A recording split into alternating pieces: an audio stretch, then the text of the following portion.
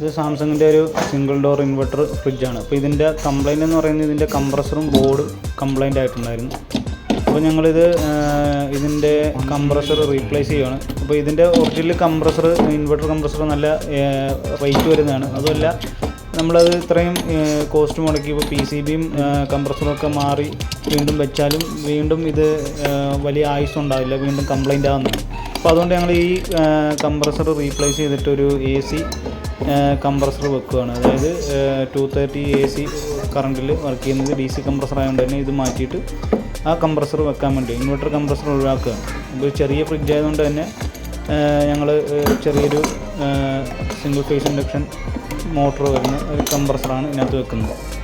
അപ്പോൾ ഞങ്ങൾ ഇതിന് വേണ്ടിയിട്ട് ഇപ്പം കംപ്രസർ ഇവിടുന്ന് പയ്യെ റിമൂവ് ചെയ്ത് മാറ്റുകയാണ്.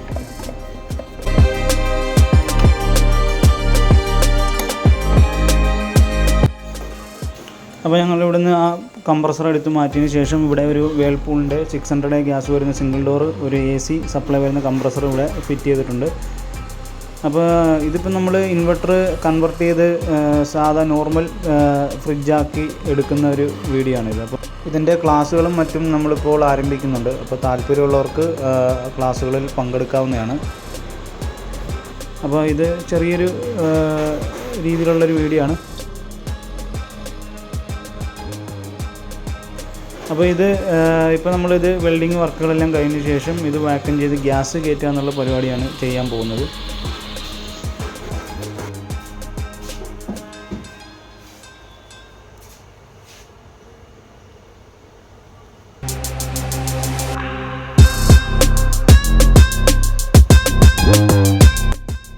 അങ്ങനെ നമ്മുടെ വെൽഡിങ് പ്രോസസ്സിംഗ് ഒക്കെ കഴിഞ്ഞു. ഇനി നമ്മളിതിൻ്റെ PCBയിൽ നിന്നുള്ള കണക്ഷൻസ് തപ്പിയെടുത്ത് ഇതിൻ്റെ കംപ്രസറിലേക്ക് കൊടുക്കുക എന്നുള്ള ഒരു പരിപാടിയാണ് ചെയ്യുന്നത്.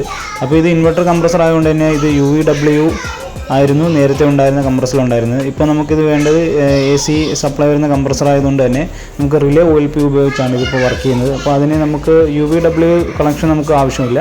അപ്പോൾ നമുക്കിതിനകത്ത് AC-യുടെ 230 വരുന്ന ലൈന് തെർമോസ്റ്റാറ്റിലേക്ക് പോകുന്നതും അതുപോലെ തന്നെ ബൾബിലേക്ക് പോകുന്ന ലൈനുമൊക്കെ നമുക്ക് നോക്കിയെടുത്തിട്ട് ഇത് കറക്റ്റ് ചെയ്ത് കൊടുക്കേണ്ടതുണ്ട്. എല്ലാ ഫ്രിഡ്ജിനും ഇതുപോലെ AC ലൈൻ ഡ്രൈവിലേക്ക് വരുന്നുണ്ടാവില്ല. സെൻസർ ഉപയോഗിച്ചൊക്കെ വരുന്ന ഒരുപാട് ഫ്രിഡ്ജുകളുണ്ട്.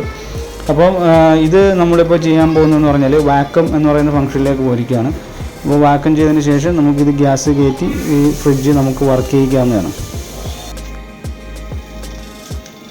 അപ്പോൾ നമ്മുടെ വാക്യൂം പ്രോസസ്സൊക്കെ ഇവിടെ കഴിഞ്ഞിട്ടുണ്ട്. അപ്പോൾ നമുക്കിനി ചെയ്യേണ്ടത് ഇതിലേക്ക് ഗ്യാസ് ഫില്ല് ചെയ്യുക എന്നുള്ള പരിപാടിയാണ്. അപ്പോൾ അതിനായിട്ട് നമ്മൾ 600 ഗ്യാസ് നമ്മളിവിടെ കൊണ്ടുവന്നിട്ടുണ്ട്. അപ്പോൾ അതിൻ്റെ ക്യാൻ ഈ ഗേജുമായി കണക്ട് ചെയ്യുകയാണ്. എന്നിട്ട് നമുക്ക് ഗ്യാസ് ഫില്ല് ചെയ്ത് കൊടുക്കാവുന്നതാണ്.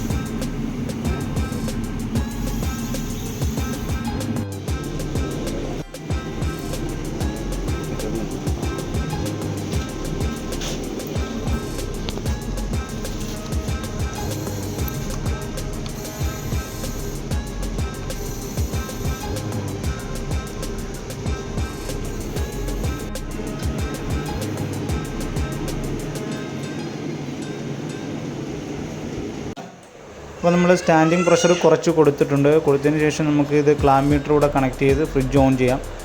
അപ്പോൾ ഈ കംപ്രസർ എത്ര ആംബിയർ എടുക്കുന്നുണ്ടെന്ന് നമുക്ക് ക്ലാമ്പ് മീറ്ററിൽ കാണിക്കും. അപ്പോൾ ആംബിയറും അതുപോലെ തന്നെ ഉള്ള കാര്യങ്ങളൊക്കെ നോക്കി കറക്റ്റായിട്ട് തന്നെ ഗ്യാസ് ചെയ്യേണ്ടതാണ്.